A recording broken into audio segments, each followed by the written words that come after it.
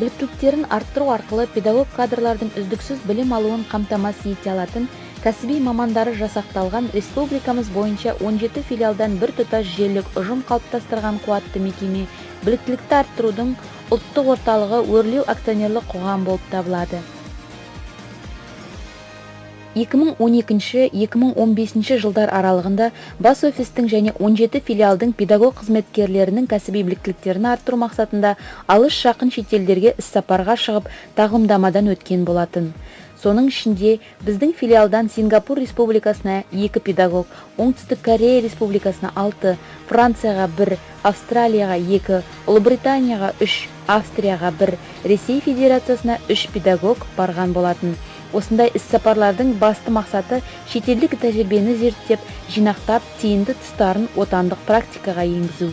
Бұл әсіресе Батыс Қазақстан облысы бойынша біліктілікті арттыру институты қызметкерлерін смарт технологияларды зерттеуге, курстық және курсаралық шараларға тиімді енгізуге жетеледі. Смарт бағытында 7 жыл бойы дәстүрлі республикалық, халықаралық және облыстық конференциялар өтті. 2013 жылы халықаралық онлайн семинар өткізілді, материалдар жинағы шығарылды. 2014 жылы аймақтық онлайн конференция өтіп, мақалалар сайтқа орналасты. 2015 жылы халықаралық конференцияға сайтқа арнайы платформа ашылды, шетелдік ғалымдардың видео баяндамалары орналастырылды.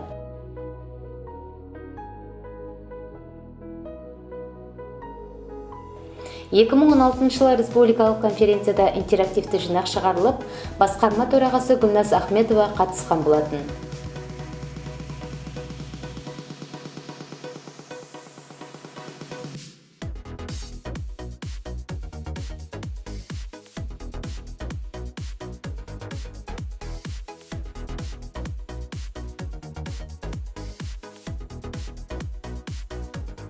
– 2017 жылы облыстық конференцияда интерактивті бағдарлама жасалды. –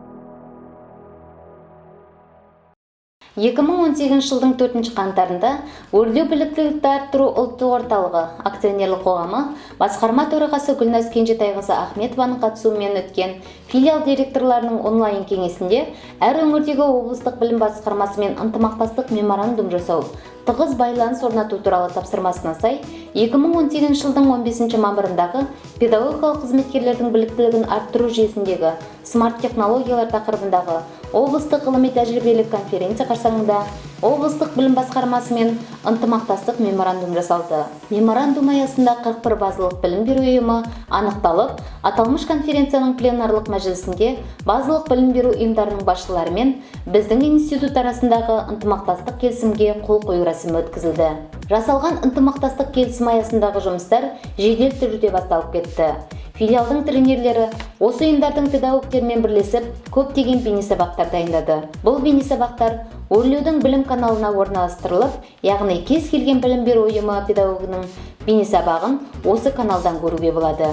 Әр айда шамамен 6-7 бейнесабақ дайындау жоспарланып, жылдың соңында барлығы 42 бейнесабақ дайындалды.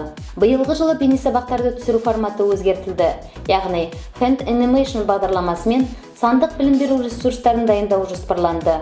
Осы орайда 10 сандық білім беру ресурсы дайындалып, каналға орналастырылды.